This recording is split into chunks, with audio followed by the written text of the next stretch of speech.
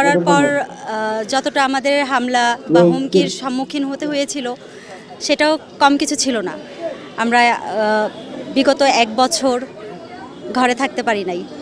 তো সেক্ষেত্রে খুবই একটা বাজে অবস্থা ছিল, আমরা খুব হয়রানি হয়েছিলাম। তো ওই দিক থেকে চিন্তা করলে এখন আমরা সবাই স্বৈরাচার মুক্ত বাংলাদেশ পেয়েছি, এটা আমাদের কাছে অনেক বড় পাওয়া। শেষ 2 মাস পুরোটাই ছিল একদম কি বলবো, পালিয়ে, যেটাকে বলে বাড়িতে ছিলাম না, পালিয়ে পালিয়ে বেড়াতে হয়েছিল আমাদের। আর সেক্ষেত্রে খাওয়া নাওয়া এগুলো তো কোনো মানে ঠিক নিয়ম। মনে রেখো যুদ্ধ করে রক্ত দিয়ে দেশ পেয়েছি, দেশ দেশ দেশ বাঁচাতে রক্ত দিতে রাজি আছি।